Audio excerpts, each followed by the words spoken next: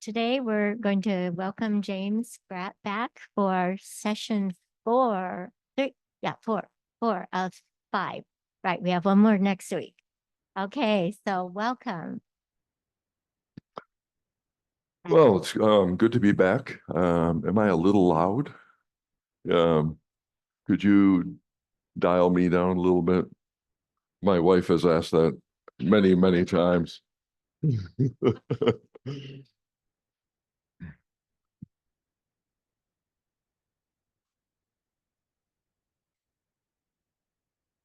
Let's try that. Is that better?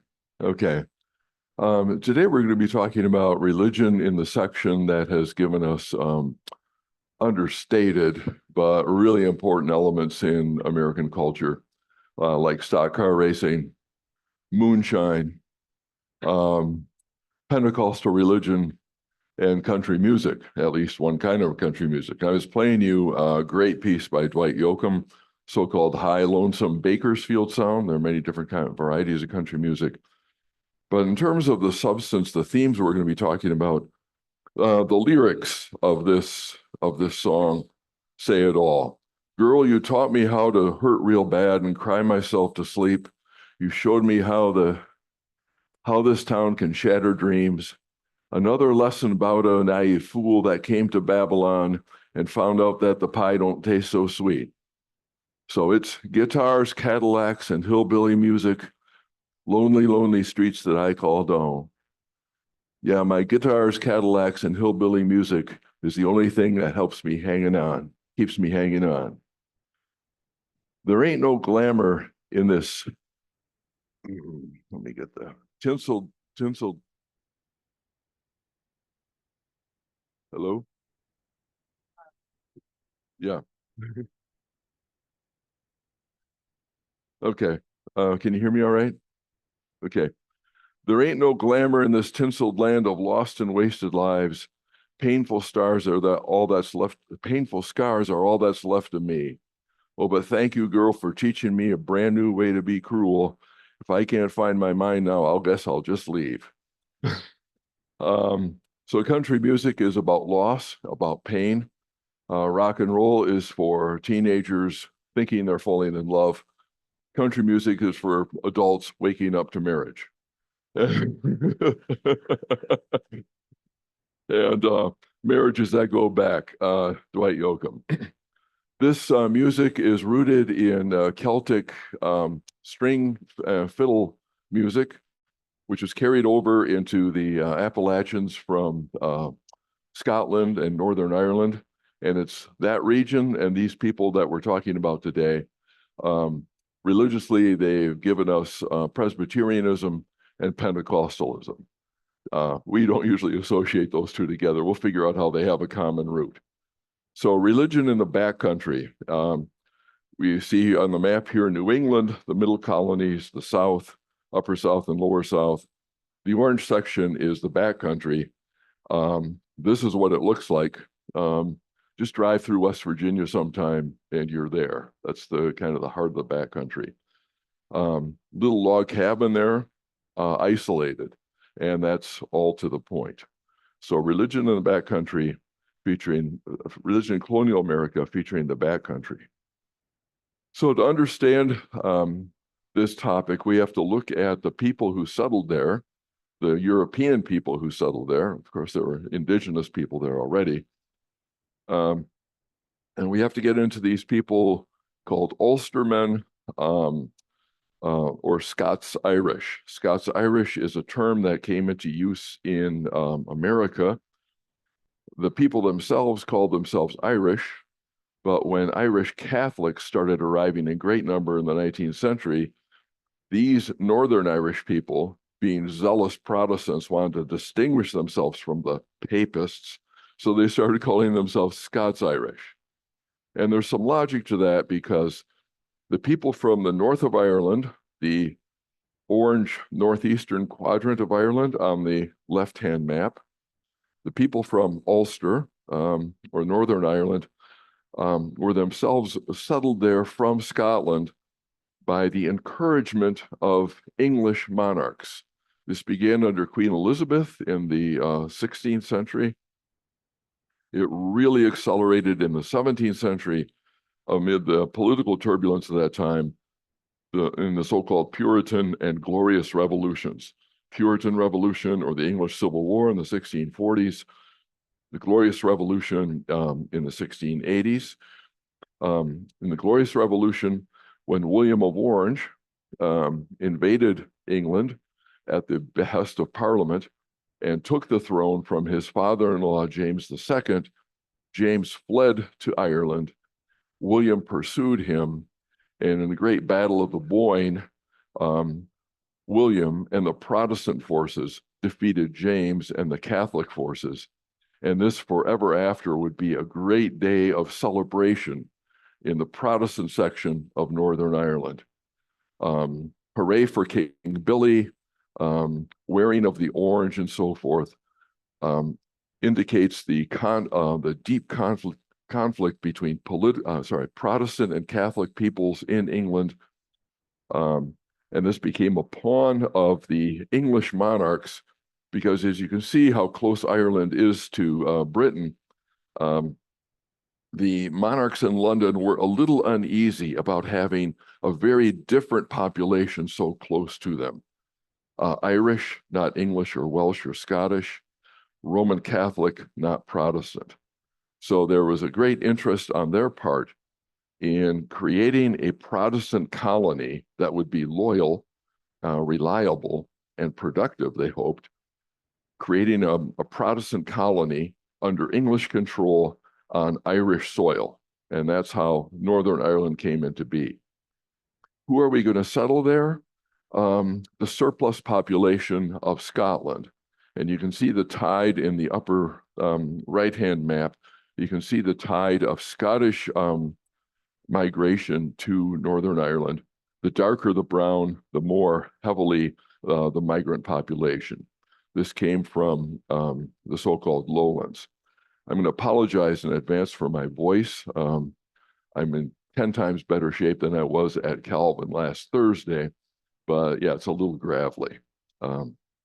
It should last. Okay, so the Scottish people then, zealous Protestants of a flinty Presbyterian disposition, tending toward dogma, tending toward conflict. These flinty Presbyterians migrated from the lowlands of Scotland, and you can see the geography of Scotland in the right-hand map. You see the mountains, those are the so-called Highlanders. We're not talking about those people. They tended to remain Catholic. In the American Revolution, the Highlanders who had migrated to America were loyalists. They were staunch defenders of the King's cause. The lowlanders from the pale green areas were zealous Protestants, and in the American Revolution, they would be super patriots, super for independence. So they migrate over to Northern Ireland at the behest of English monarchs, and they typically worked on English-owned lands. Remember last time William Penn was the heir of huge estates in Ireland. The monarchs paid off the people they owed in the military or in politics by giving them land in Ireland. So these transplanted lowlanders are often tenant farmers, or they work in linen manufacturing, weaving flax into linen. They found themselves, therefore, kind of betwixt and between. Their overlords were English, their neighbors were Irish Catholic, and these Scots-Irish folks didn't like either of them really all that much. So we have an unsettled, a resettled, a contentious, and somewhat oppressed or manipulated people who learned not to trust authority. So betwixt and between English landlords and their Irish Catholic neighbors. By the way, somebody here was talking to me after last time that they were one of their forebears coming to Pennsylvania was Irish Episcopalian. How did that work? Well, the Anglican Church, the Church of England, was the established church of Northern Ireland, of all of Ireland. The vast majority of the people in Ireland were Roman Catholic.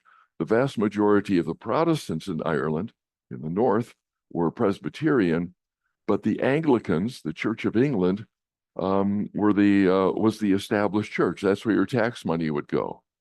And so these Presbyterians felt themselves manipulated economically, unsettled socially, and second-class citizens religiously. Now they're going to come to America. So there's a second migration, first from Scotland to Ireland, then in the 18th century from Northern Ireland to the American frontier. And they were driven out by their English landlords' exploitation of them. They had their land on, they were tenants on a long-term lease, and every 50 years or whenever, 20, 50 years when the lease came up, the landlords renewed their contract, but a huge bump in rent. And so they just couldn't make a way of it. The proceeds of their agriculture or their linen manufacture could not cover their costs. And so in the 1720s, they started leaving in a noticeable wave. After the French and Indian War is over in 1763, we have approximately 100,000 of these people that came to the colonies in the next decade. So in the decade before the War of Independence, there was this huge flood of newly arrived immigrants, kind of poor, kind of disreputable, pouring into the American colonies. Over the course of the 18th century, the total population of the Scots-Irish grew to about 250,000 people, which was about 1/8 of the population of the United States at the first census in 1790. So these were very numerous and a very tribal people. You see on the map, they're flooding in. There are red arrows and green arrows. The red arrows are of the Highlanders, and they settle in those tan shaded areas, North Carolina and in the Hudson Valley. These will be extreme loyalists, very loyal to the king, Catholic in religion. But the darker green areas are where the Scots-Irish Protestants settled. And you can see they're coming right down along the backcountry, the foothills and into the mountains of the Appalachians. Remember that big blob there in Pennsylvania. That's the predominant area, the first of many, but then down the Appalachians through Virginia, North Carolina, and into South Carolina. Right where North Carolina and South Carolina meet, you can see, is the place where Andrew Jackson comes from, and he's the quintessential Scots-Irish politician. We'll get back to that. Yeah, so they came into Philadelphia. They headed out west as fast as they could, and then they moved down the so-called Great Wagon Road that goes from Philadelphia to past Gettysburg, Lancaster, Chambersburg, all these sites of the Civil War, Hagerstown, Maryland, Winchester, Virginia, and down the Shenandoah Valley, all the way to Augusta, Georgia. The dark red road with the little line off to the southwest there from Roanoke. And this is how the typical family looked, right? We have Pa here with an axe. There's a gun in the wagon. We have Ma sitting there. They're traveling. They're taking a break. Ma sitting on a rock smoking a pipe. And urchin number one is there kind of hanging around by the wagon. There will be many more to come. So they settle into the backcountry. And the model here is not the hierarchy or the pyramid of the Chesapeake, nor the circle, the town circle of New England, nor the patchwork quilt of the Middle Colonies, but scattershot, isolated cabins, little towns spread around the mountains. So we have a dispersed people, highly mobile, living off the land with as little labor investment as possible. We see in the lower right a man taking his axe to a tree. He may need firewood. That's the only reason he would cut down the whole tree. Typically, they would girdle the tree, just take out all the bark, and over the next couple of years, the tree would die, and then the canopy would disappear, and they would farm around the roots or the stumps of the tree. German farmers found this so messy, so lazy. The Scots-Irish farmers typically would be, after getting a few crops in, they'd get hankering to move, and they'd move on, and they would sell these farms to the Germans who came in tisking. They would do the heavy labor of clearing the stumps and making the land really productive. The domicile there is modestly built and easy to leave. The log cabin. This is on the grounds of the Cowpens battlefield, by the way, in South or North Carolina, I don't remember. Site of a really important Revolutionary War battle. Well worth a tour if you see the brown sign along the highway. Get off. And by the way, this is Interstate 81, huh? That's what the Great Wagon Road became. So light farming and heavy on grazing. These were the kind of the original ranchers. They would have cattle, cow pens. They would let the cattle roam, round them up at the end of the year, and take them off to market where they'd be held in pens. Better yet would be the hog. You turn pigs loose on in the oak forests. Pigs can feed themselves very easily and gain good weight by just eating the acorns. And then you go out in the fall of the year and hunt them. Of course, you don't hunt, you don't get all the hogs you released. So there's this feral wild hog population still roaming the Appalachians and especially the Ozarks today. The Arkansas Razorbacks, that's their mascot. That's this kind of hog. These are not the most disciplined, hardest working people in the world. You want to reach sustenance level without overloading on the labor. Very un-Dutch and un-German. And you want to move on. So a restless, mobile people.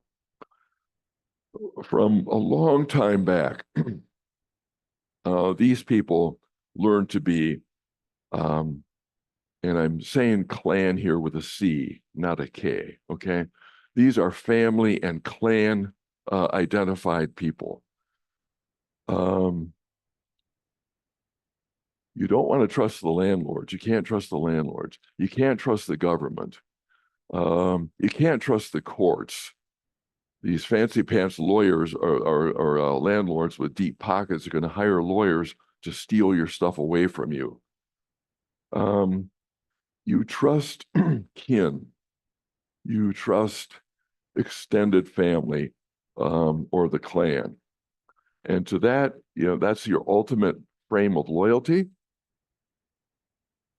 your ultimate frame of dependence, and the people worth fighting for. Now, if you get two clans fighting each other, you have the Hatfields and the McCoys, right? Two Scots-Irish families from this area. And memories are very long.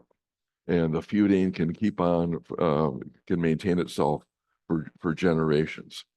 So a deep dependence on and identity with your family, your extended family, your clan. Rigorous, radical sense of independence, kind of bristling, suspecting anybody coming in from the government, or claiming having some script from a bank in Philadelphia, say, that says that they really own your land.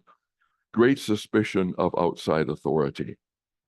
And this is not an 18th century picture. This is a 19th century picture. The clan assembled outside the big cabin. The women all holding babies, and the men all holding firearms. And if you come on this land and you're not invited and you give any cause for suspicion, getting the hounds turned on you is your best option, because otherwise it's going to be firearms. Okay. And this is the dispersion of Scots-Irish people over the United States. This is a map from 2012, so about 10 years ago, but it remains valid today. Notice the dark blue, the heavy representation exactly in the backcountry where they settled, along the West Virginia border, along the Carolina-Tennessee border, and then carrying on toward the west. Pockets in the Dakotas, in the far west. That little pocket up in northeastern Oregon, that's yeah, that'd be interesting to explore. But yeah, heavy settlement in the Appalachian heartland. And by the way, if you take a map of the spread of Pentecostalism, it's more or less this map. It's originates and country music as well, right? It's Loretta Lynn coming out of those hollers of Appalachia. Okay, these people come in, as I say, Presbyterian, and they're the heart of the Presbyterian Church in the United States, at least in the 18th and 19th century. Presbyterians are a really strategic people at this time because they have the widest dispersion of any Protestant denomination until the Baptists and the Methodists arise. And they will arise next week as we cover the Great Awakening. But the Presbyterians are more widespread and intense than the Anglicans, than the Dutch Reformed, than the Congregationalists, than the Quakers, okay? So they range from New England to the Lower South. They are both urban and rural. They are both elite and common folk. On the map on the left, you have the dispersion, the representation of Presbyterians, proportionally speaking. Notice in the upper leftmost corner, very heavy representation in Pennsylvania and New Jersey. More in Pennsylvania than anywhere else. New York secondary, but the yellowish picture, a shade there, is kind of the Presbyterian heartland. So a good number of these Scots-Irish people settled on the frontier, but others of them set up in the cities where they undertook craft work, and they weren't the big bankers, or they won't become big bankers until they get to Pittsburgh, and then they become melons. The melons take over and drive the American Industrial Revolution in Pittsburgh. The other thing we can see here is the little dots on the left map. Those little dots are academies. Presbyterians are Calvinists, and so they're really committed to education. I used to teach at the University of Pittsburgh, and they have a little log cabin, kind of like the one on the right there, on the campus, representing the origin of the University of Pittsburgh as a Presbyterian academy in Pittsburgh. There's Washington and Lee University, comes from a Presbyterian college. Washington University or College in Canonsburg, Pennsylvania. But Presbyterian academies dot the backcountry. This is education in Appalachia. It's Presbyterian. So you have people who are striving for learning and for upward mobility. Their cousins are the ones living way on the frontier and kind of harvesting hogs and cows. So there's quite a spectrum here. We see the original Presbyterian Church in Philadelphia, which is kind of the capital of Presbyterianism, and we see the backcountry log church and everything in between. So geographically, rural, urban, elite and commoner, colonial Presbyterian is a wide spectrum denomination. It's also very cerebral. Congregationalists in New England are brainy enough, but they are kind of allergic to creeds. Presbyterians are not allergic to creeds. They love them and they hang on to them. Maybe, Doug, because they get to fight about them. Yeah. In the Dutch Reformed tradition, we have the three so-called forms of unity, right? Heidelberg, Belgic, and Canons of Dort, which has given rise to no end of fights. So these, the creeds and confessions are supposed to settle arguments, and they do. They settle one set of arguments, but they give rise to continuing controversies.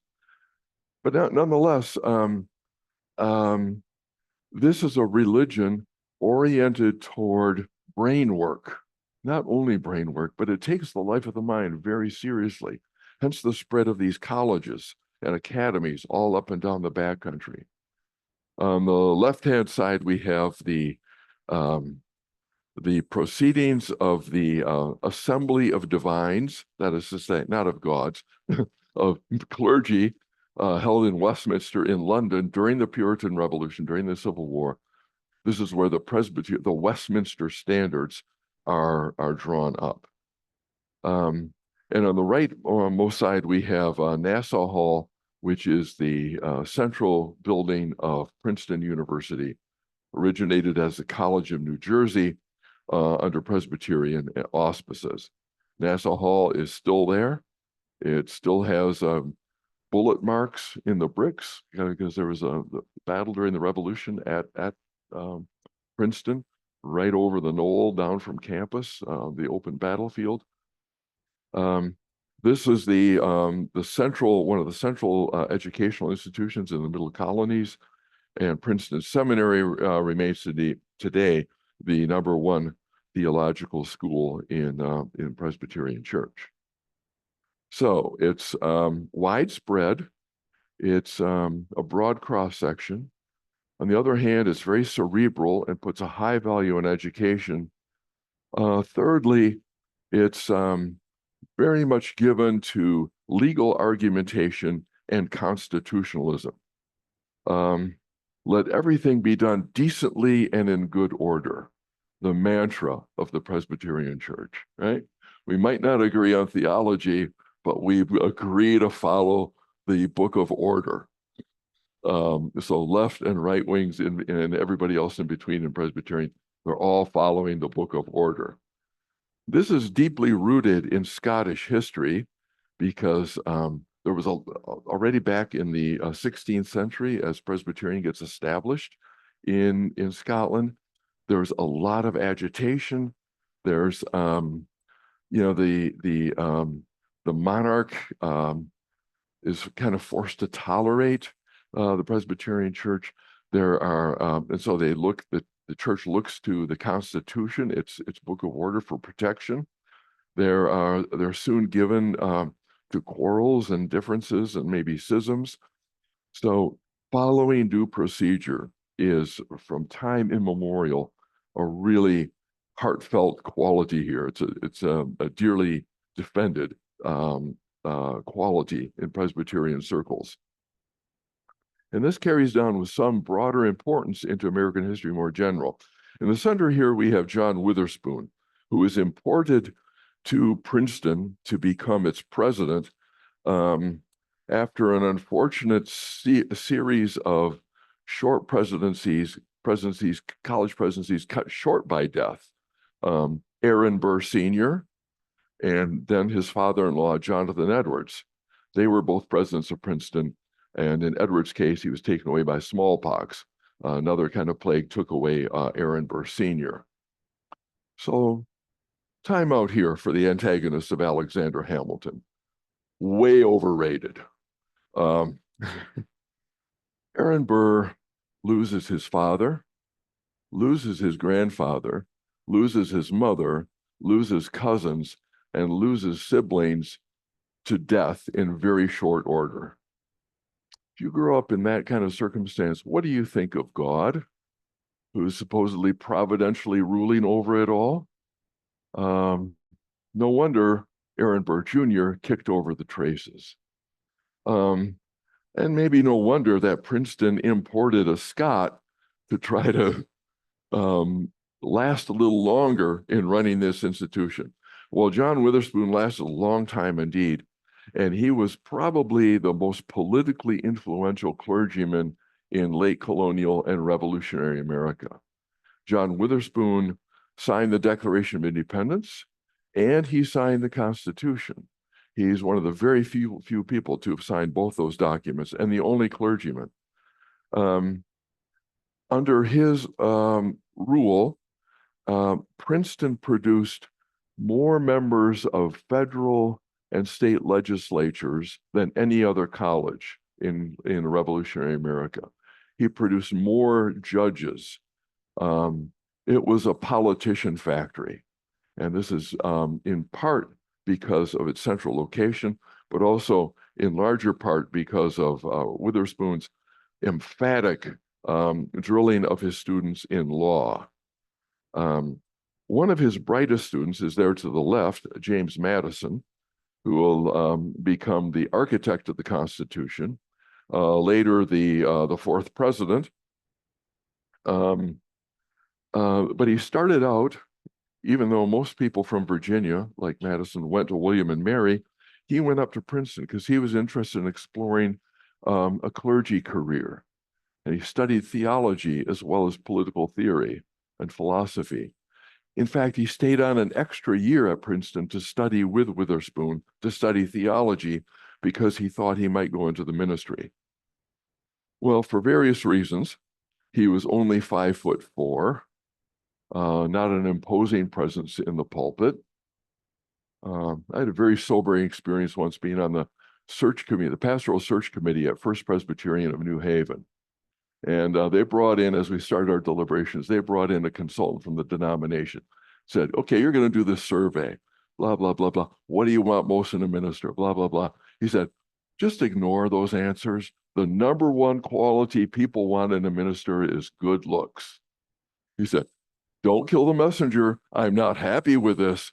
But if you bring in an otherwise sterling qualified candidate who is sort of homely or short, or has a high squeaky voice like James Madison, it's not going to work. So Madison's voice and stature were not inclined to a ministerial career, but also he had profound theological doubts. He didn't doubt for a minute anything about sin. He had problems with salvation. In the next generation, you'll have the emergence of Unitarians who are pretty confident about salvation. They have trouble taking sin very seriously. Madison is the opposite of that. So he's left-leaning theologically. He doesn't take the creeds of Christianity literally, but he never lost his historically informed sense of human depravity. And that is one of the key premises of the U.S. Constitution, right?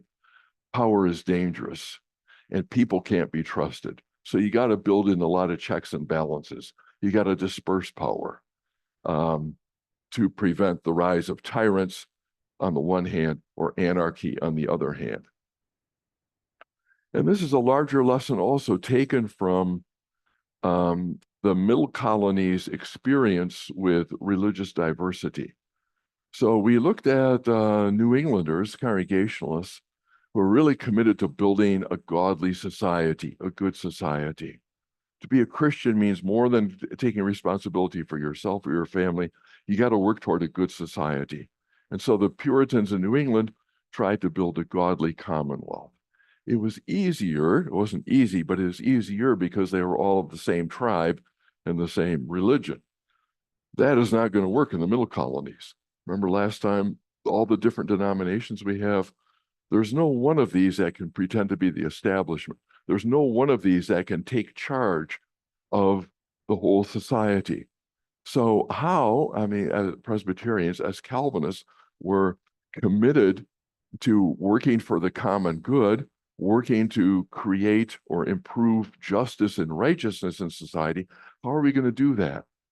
By creating a structure where every group can have its voice, but no group can take over the whole. So the U.S. Constitution is designed for this. And so is the religious formula that comes out of the Middle Colonies, the denomination. Let every group have its say, give every group a seat at the table, but let none of them commandeer the whole. And through discussion and argument or developments and so forth, some kind of common good will emerge, is the hope. So it's the influence of Winthrop's kind of politically engaged Presbyterianism that has tremendous influence well beyond the Presbyterian Church itself into a great many of the first rank and second rank and third rank people we call the founders.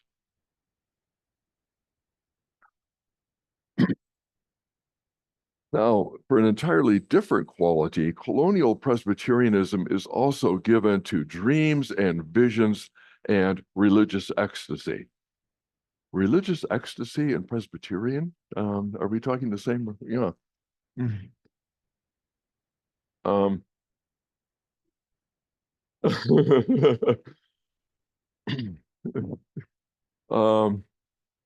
we're gonna have a thaw, okay? And this is because of ordinary, very common folk Presbyterians' mode of celebrating the Lord's Supper or communion, particularly the backcountry. This comes from Scotland, but it really takes off and continues in the backcountry, where we have a very dispersed population, right? Little log cabins alone in the mountains, little clusters down in the valley. It's hard to get a quorum to run a big congregation. So by requirement, Presbyterians have to celebrate the Lord's Supper quarterly. And this would be difficult to do. But after the crops are in and harvested, say in September, these farming folk are free to travel a little bit and come together for a big religious festival at which the Lord's Supper would be taken. I mean, you want to take the sacrament at least once a year. Yeah, that's an old medieval Catholic tradition. You do your Easter communion, and you take your annual bath the night before. Annual bath, okay? You're cleaning the body. Now you're going to get renewed in your soul. Well, Presbyterians kind of keep up that tradition. I don't know about the bathing, but so people would come from miles around to gather to celebrate the Lord's Supper and to hang out with each other, and guys could find girls, and all, it was a big festival, but it was religious at core, or religious at peak. But as Calvinists, they took very seriously St. Paul's admonition, I think it was in Corinthians, not to take the Lord's Supper unworthily, to examine yourself, lest ye eat and drink damnation to yourself. Okay, it's a big deal also in the Netherlands, in the Dutch tradition. One of my great grandmothers was from an extremely conservative branch of Dutch Reformed, where only the elders could take communion, because to take communion meant that you were sure of your conversion. And what kind of spiritual pretense is that? Okay? So only the elders who were sure of their conversion could take communion. The means of grace becomes a test of works. Great double bind example. Well, the same fear is among these backcountry people. We don't want to take communion unworthily, and the ministers don't want them to take communion unworthily either. So among these great summer gatherings, late summer gatherings, there would be preaching all week long out in the open fields. Here we have a picture, a great painting from Scotland, Here they're gathered in a town, but you can imagine the same thing going on in the countryside. You see the preacher up in his little shed there, and you see all sorts of people gathered around him, hearing the gospel preached with fire and fury. We are all corrupt and evil and conversant with the devil and going to hell unless we are born again by the power of the Holy Spirit. Oh, brother, oh, sister, do you feel that? Is your heart being quickened? Do you feel the stirrings of the Spirit within? Go with that. Confess your sin. Make yourself right with God. This sort of preaching going on for a whole week out in the open field did get a lot of people's minds centered on fairly serious things. After having struggled with the land and the animals for a long year, now we have a special time out, a special peak season of religious concern. These were called holy fairs in England, in Scotland, and that holy fair came over to America as well. And we'll see next time with the birth of revivalism. This is really the root of revivalism. For what have I just described, but the origins of the camp meeting, where scattered folk would gather in a common area and hear preaching for 4 days in a row, and often get overtaken by bodily exercises, a physical frenzy, would have visions, dream dreams, speak in tongues, and feel that they had been converted by the Holy Spirit. In order to receive communion back to the Holy Fair, you had to get a token from a pastor who said that you were a Christian in good standing, who heard your confession, if you will, who heard your testimony. Confession, that's much too Catholic. Who heard your testimony and judged that you were a genuine Christian. Then you could have a token. Then you could sign up or line up in the group coming to the table, which was fenced around with one opening, a pastor here, a pastor there to let you in. You had to show them your token. So these were conversion-oriented, conversion renewal outdoor exercises aiming to get you qualified to take Holy Communion. And that's the root, as we'll see next time, the root of revivalism. It's not just ordinary people who were having visions and experience religious ecstasy. William Tennant is kind of the grandfather of the Presbyterian side of the Great Awakening, the birth of revivalism. We're going to take care of that next week. William Tennant ran one of these backwoods academies, the famous Log College in Pennsylvania. So he was a university-trained Presbyterian ordained pastor, educator. He knew theology very well. He knew Christian ethics very well, but also he had visions, sometimes out in the field, sometimes as he's going to sleep. He saw angels and he saw God. And he took these dreams very seriously. A lot of things we associate with Pentecostalism later on have their roots in this kind of folk Scots Presbyterian religiosity or spirituality. Visions and dreams had to be discerned, had to be weighed, had to be measured, but they were not dismissed out of hand, even by the, if you will, the educated elite, if that's what you want to call William Tennant. So the Backcountry's legacy to the nation is country music. I gave you a dollop of that coming in. Stock car racing, supposedly having its roots in moonshiners who are trying to escape the revenuers, the federal agents chasing them, but also Pentecostal religion. The Pentecostalism had its really took off in the Appalachians and in the Ozarks, where a lot of these people moved.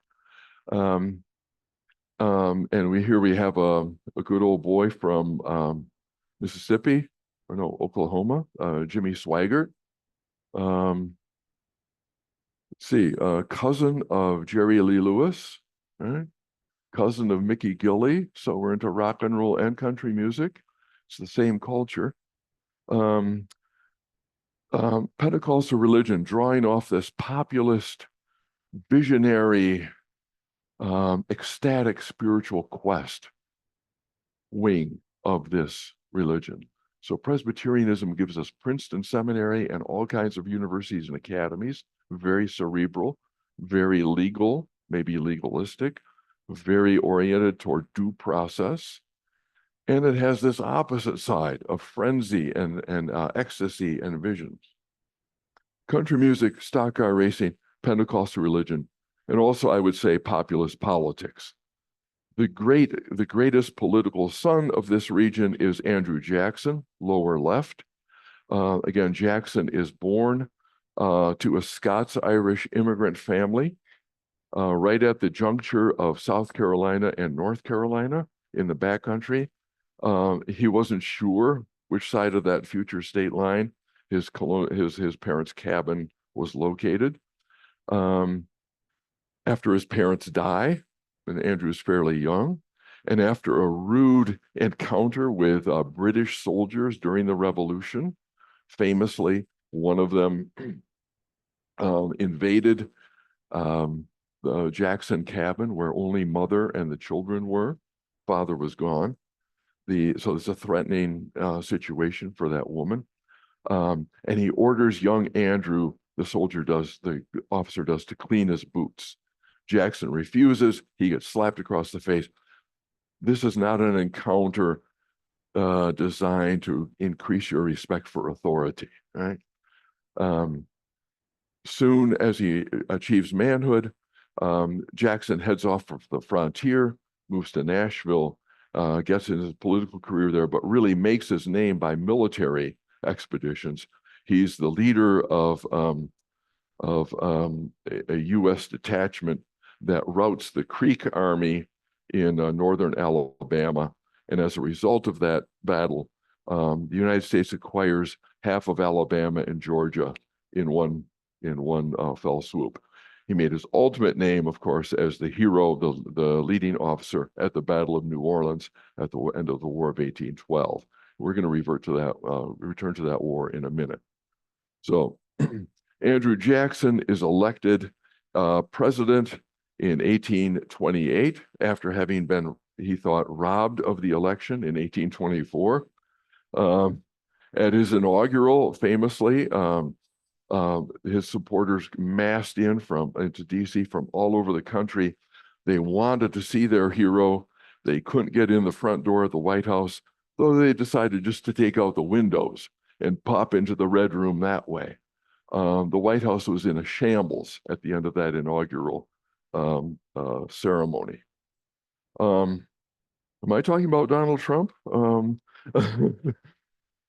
Trump takes Jackson as his hero, and the map in the upper left-hand corner is on a county level in the presidential Republican primaries of 2016, the counties that voted a majority for Trump. And you can see this is an exact map of the backcountry.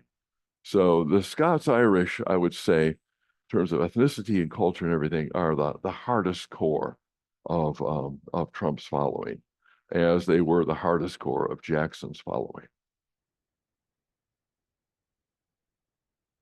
In terms of dispersion across the United States, the upper left-hand map is of Pentecostals. You see that map of that spine of the Appalachians again. Then again, heavy in Oklahoma and Arkansas, the Ozarks, and other patches in the American South. Pentecostalism in different forms, more attenuated course, it's spread across the United States by now, but these are the hardcore Pentecostal denominations. The right-hand map is the dispersion of Presbyterians. Look for the counties in red, southwestern Pennsylvania, and again along the spine of the Appalachian Mountains in Maryland, in Virginia. Then you have some odd counties out. Those are Indian missions. Presbyterians were particularly concerned with that after the Civil War. So you'll have a preponderance of Pennsylvania and some unlikely counties like the northernmost county in Alaska, because that's where Presbyterian missionaries went. Okay, have another topic coming up in a minute. So let's pause here for questions about the Presbyterians and their origins, their convictions, their procedures, and some of their likely or unlikely offspring. Any questions? Yeah, during the 17th century, after the English Civil War, there were a number of Scottish prisoners of war that got sent to the United States. Where did they end up? Let's see. Irish prisoners before that typically wound up in Barbados, working in the slave labor sugar fields. They didn't last very long. That's a good question. The primary English, now not Scottish, Welsh, Irish, German, Dutch, or anything, the primary English population that came to the future United States in the 18th century were convicts. So if you were convicted of a crime in English court, you could take your luck in Newgate prison, or they would send you to America. Some people chose America. I wonder if those Scots were part of that. Kind of the convict labor pool that just gets thrown in the bottom of ships, and they would probably disembark in New York or Philadelphia, and then, yeah, good luck to you.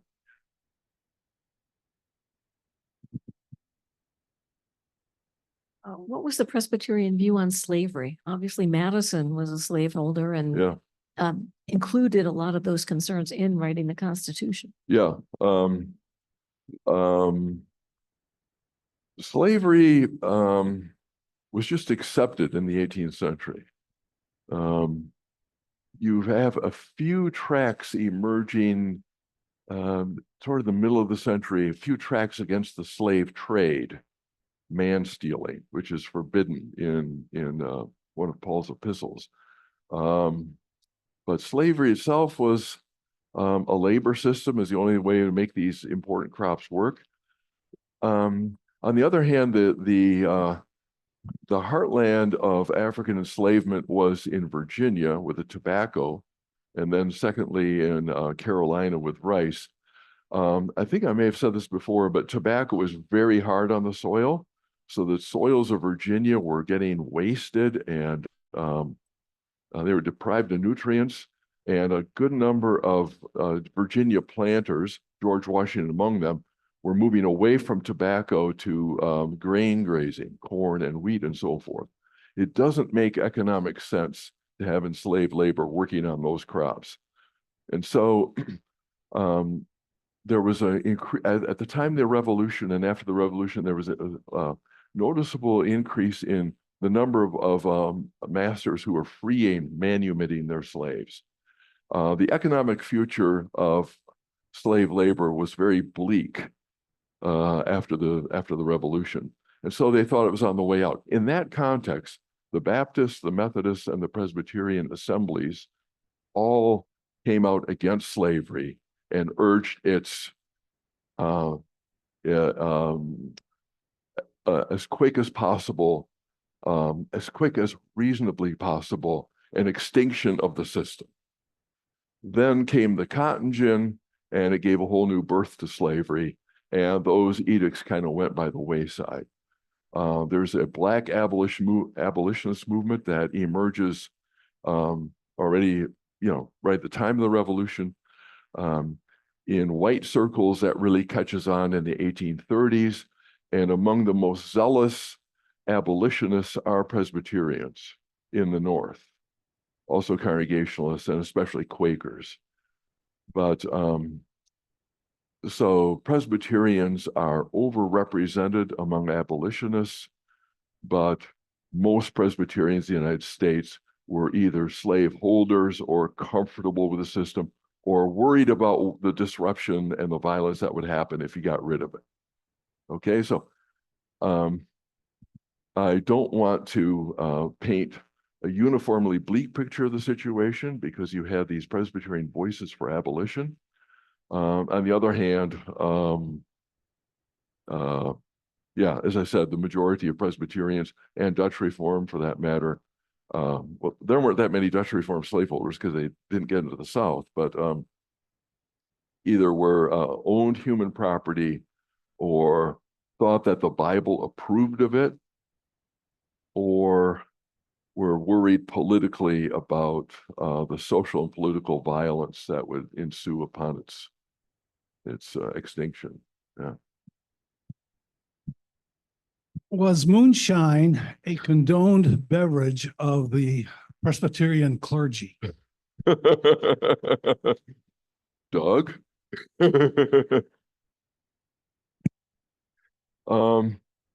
I think clergy sort of pick their battles. And if you're in the upcountry, as long as the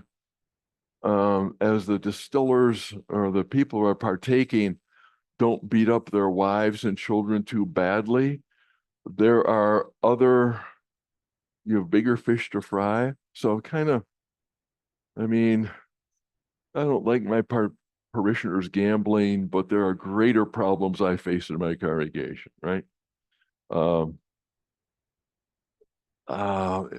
If you're a backcountry preacher, you might imbibe.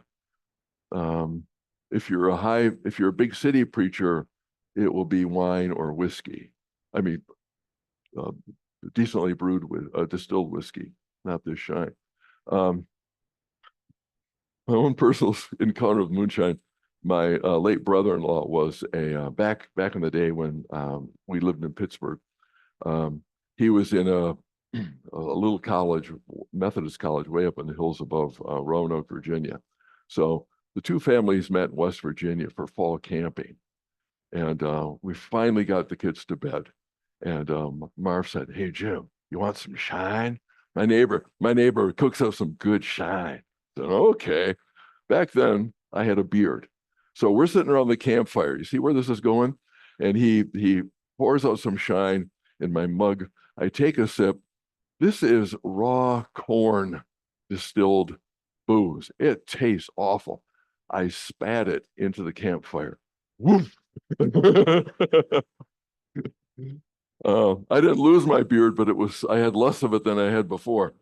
So yeah, different strokes for different folks. But prohibition of alcohol really got going only with the so-called Second Great Awakening in the 1820s. The American Temperance Society was constituted in 1825. Only then did any, drunkenness and overindulgence is always disapproved of. And if you're habitual in that game, you might come under church discipline. But teetotaling, no alcohol at all, alcohol itself as a sinful commodity, that started only with Northern liberals in the 1820s. It got to the South only after the Civil War, and of course it becomes nationwide during World War I. So it's Puritans and Presbyterians in the colonial era had no problem with wine, rum, whiskey. They had a big problem with overindulgence. The sin became relocated from the behavior to the ingredient. Right? Anybody else?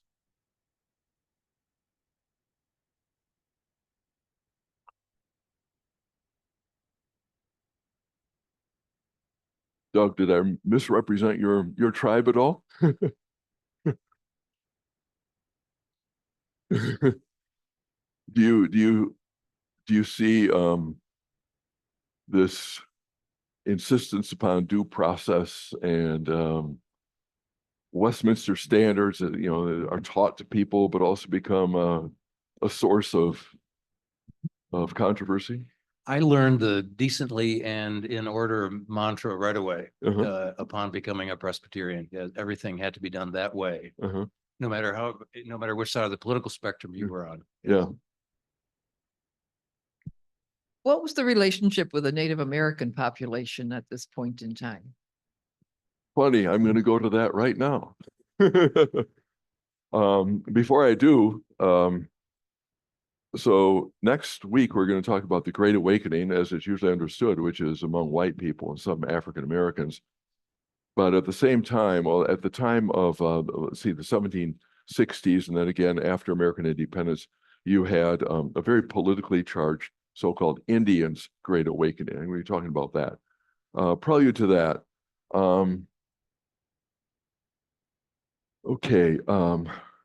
William Penn and the Quakers at least acknowledged indigenous rights to the land, and they tried to make a fair purchase of the land from them. Other groups just came and took it. Among Puritans in New England, you had a couple missionaries to the native peoples. This was originally in the proposal to go move from England to New England and settle there. This was one of the number one reasons, right? We're going to go convert the savages, or the pagans, to Christianity. That characterized about 1/2% of New Englanders' efforts.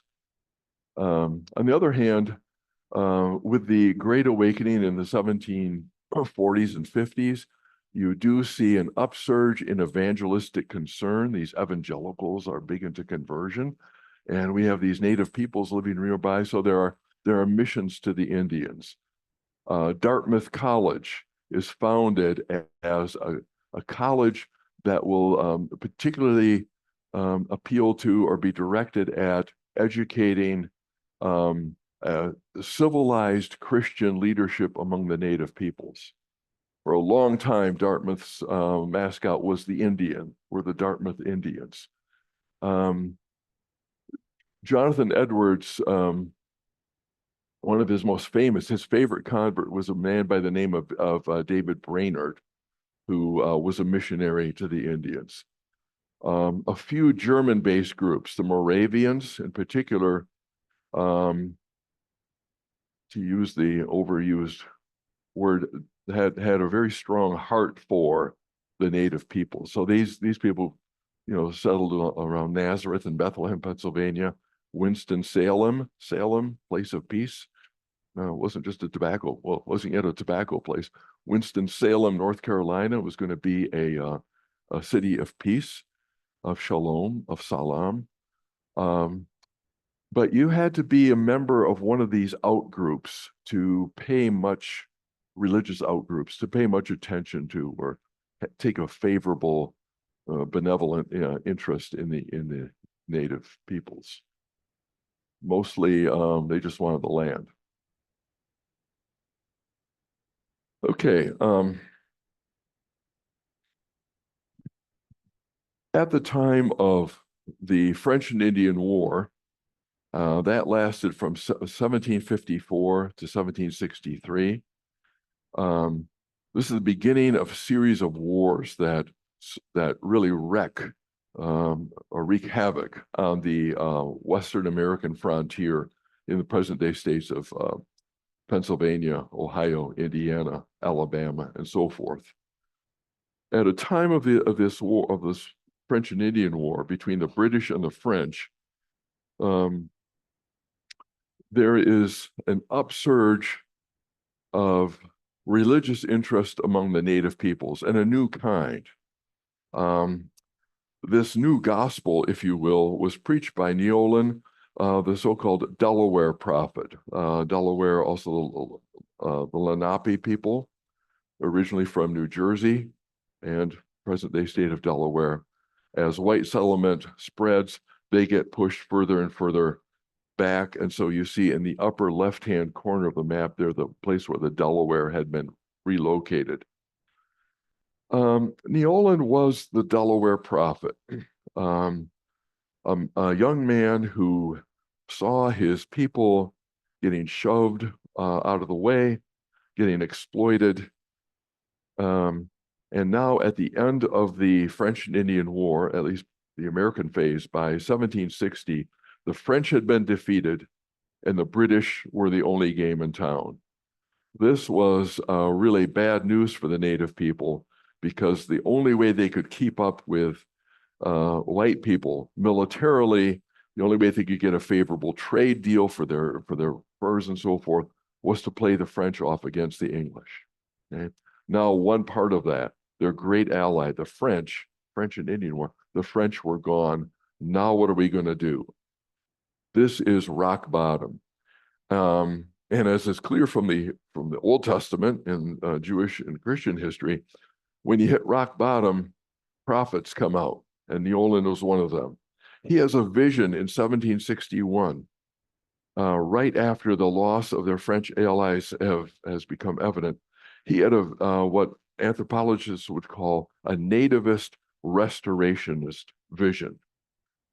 The master of life, we would call God, told him in dreams, visions, that the only way the people could survive and regain their fortune, regain prosperity, was to reject and purge their life of all European goods and ways. Number one, alcohol. Number two, firearms. Number three, woven cloth. All these things that created Indian dependency on European traders. Remember, they had just lost their ability to strike a better deal because they only had one group to trade with now, the English. So the only way that we can regain health and prosperity is to return to the old ways, to restore the old lifestyle, to return to tradition, to rekindle traditional modes of spirituality. And as he spread his message all through the backcountry, there was a political follow-up. Different tribes now have a common call and a common hope. Maybe we can get back to the good days by returning to the old ways. So our chief rivalry is now not with the next Indian tribe, but all the Indian peoples will gather together under a common religious umbrella and fend off the European. And this was immediately or soon turned into political military venture in so-called Pontiac's War. We have a representation of that Ottawa chief in the lower right-hand side. Pontiac unleashed a pan-tribal alliance, an attack upon the English. And remember, Americans at this time were proud to be claimed Englishmen. In 1763 and 64, you have seemingly spontaneously a wide-ranging pan-tribal Indian uprising on the frontier. The most famous battle was that at Fort Michilimackinac, the very top of the screen here. It's in Mackinac City, not on the island, Mackinac City. This is where lacrosse went deadly. Are you familiar with this story? Yeah.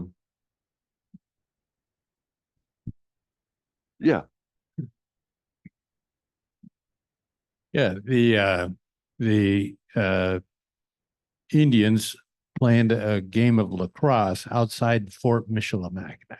Mm-hmm. And the plan was that they would play the game outside, and the gate is open because nobody's suspecting any issues. But all the women have hatchets and knives underneath their cloaks. And so the men are playing this game, and eventually they lob the ball over the fort wall into the middle of the fort. And all of the Indian players rush into the fort. Mm-hmm. And when they do that, the women pass out all of the weapons. Yeah. And they begin slaughtering all of the white people inside of the fort, and they take the fort. Yeah. So you want your grandkids to play lacrosse? You sure? This is the most, in a way, spectacular battle of this war, a diversionary attack. But you see all the places, all the forts in flames. Those are the forts that the Indians took. There were other forts that came under assault, like Detroit and Niagara. These are the really crucial ones, right? And Fort Pitt, present-day Pennsylvania. These are the really crucial forts because they control crossroads. There, the forts came under siege, so the Anglos are inside, trying to survive. The native people are outside. But this kind of war is very difficult and hard to carry out persistently or over long term on the part of people like the Indians, like farmers and hunters.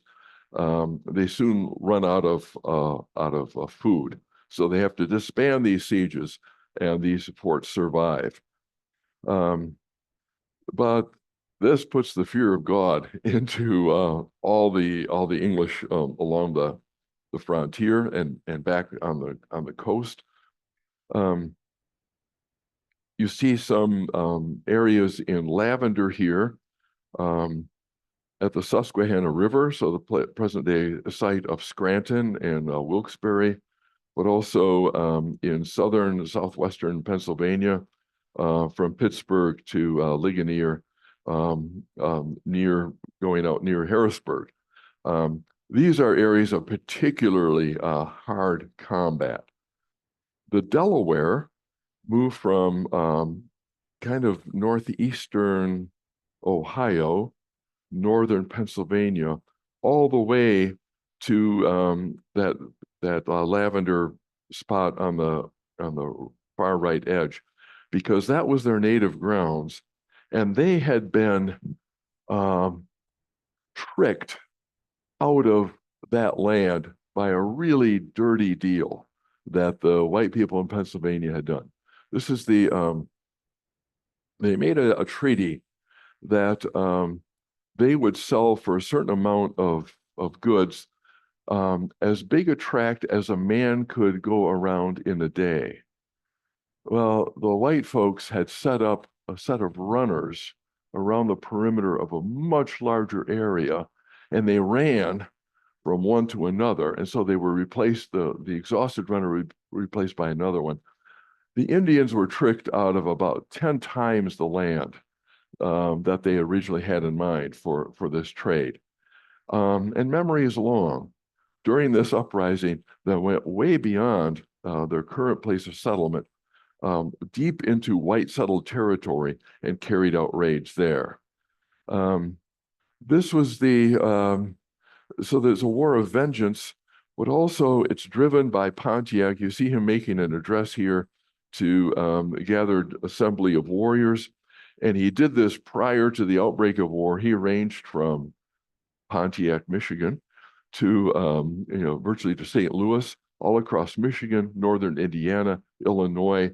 He gathered a vast confederation of tribal warriors to carry out these raids. And it was behind it all, or overarching it all, was this spiritual canopy, a common religious vision that you can't trust these people. You can't make a deal with them. They're greedy, and they will drive you off your land If they don't drive you off their land, they will first corrupt you. And so we have to get rid of all these new ways and return to the old ways. Restoration and nativist. Let's go back to our original, our native ways. This is repeated during the War of 1812. Now we've gone to visionaries, a prophet and a warrior from Ohio, part of the Shawnee people. Tecumseh, you've heard of him, the warrior. Tenskwatawa is his brother, the prophet. Before war broke out between England and the United States in 1812, some years before, the prophet, the so-called Shawnee prophet, had a similar restorationist nativist vision from the master of life, repeating Neolan's message that we have to get rid of the new ways, go back to the old ways. We will become self-reliant again. We will return or regain our virtue, and we can drive out or forestall the white man's advance. The authorities in Washington, D.C. are very afraid, are very fearful of this message. And so they send out their young general from Virginia, William Henry Harrison, to put down this uprising. And they do so at the Battle of Tippecanoe, northeastern Indiana, right next to the Shawnee leaders' place of refuge, Prophetstown, new village settled by the prophet and his followers. Harrison defeats them at the Battle of Tippecanoe. That's in 1811. Then war breaks out between, see, do I have a, yeah. So we have Tecumseh's War here in 1811. See, Prophetstown on the Wabash River. Tippecanoe is nearby. Harrison marches up from Kentucky through Indiana to take on Tecumseh there. Then the brothers get involved in the next phase of war, which is the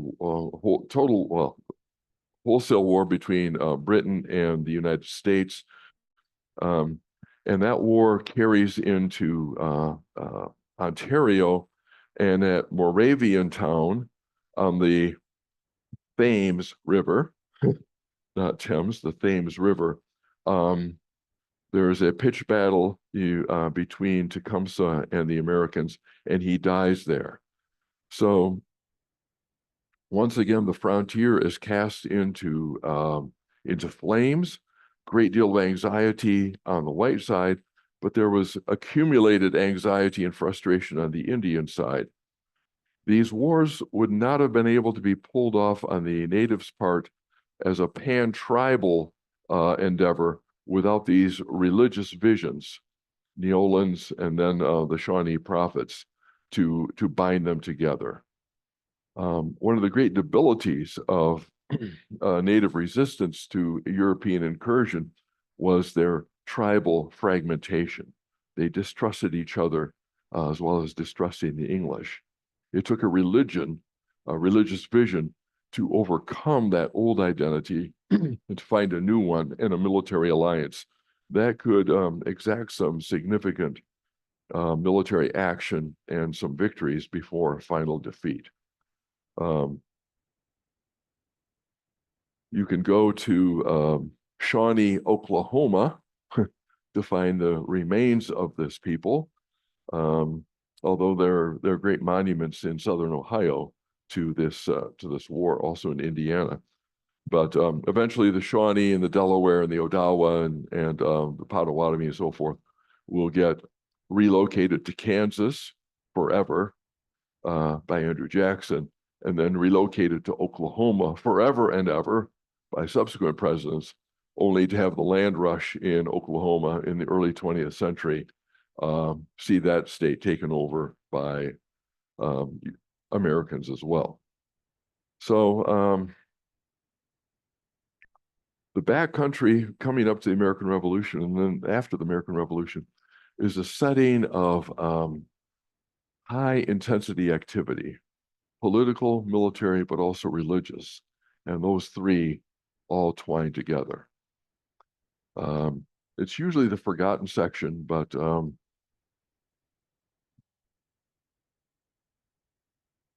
can forget this? Backcountry has a strong legacy in the United States today. Okay. We'll have more on the Great Awakening on the white side next time. That'll be our topic for our final session. But questions about this phase? Is that who had the question about? Yeah. Answer your question? Yeah. Okay.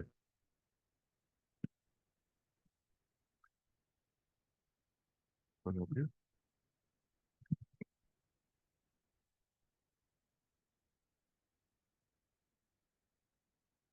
Not really a question, but I was fascinated by the hats on the group that was there being preached to.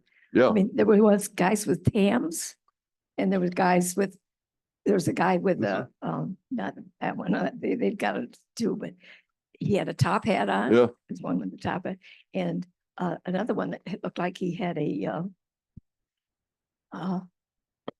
almost like a fedora. Yeah. Yeah, they were, you'll see these in pictures of sitting, a century later, a century plus later, Sitting Bull and Crazy Horse and so forth. They're very willing and eager to adapt sort of English or American clothing items. They will then adorn them. They'll, so you see the traditional headdress popping out of those hats. But maybe that's a way you can convert the white man's goods into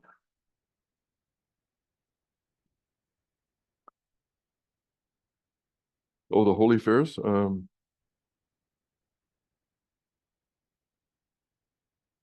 Yeah, this is he's preaching to this is in England.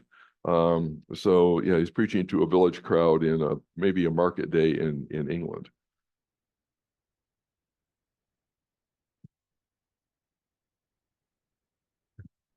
Yeah, well, American men wore hats until, and the guy, you know who killed the American hat wearing male? JFK. Yeah, he was young and he had Vega, and he wasn't. So he would show himself in public without a hat on. But look, sometimes just go online for pictures of World Series games. This is where I've seen them. Pictures of World Series games in the 1930s and 40s. All these guys, and mostly guys it was, sitting in the stands at Yankee Stadium or Brake Stadium in Detroit or wherever, and they're all wearing a hat, and very often wearing a coat, and even wearing a tie. We hippies in the 60s just drove that out.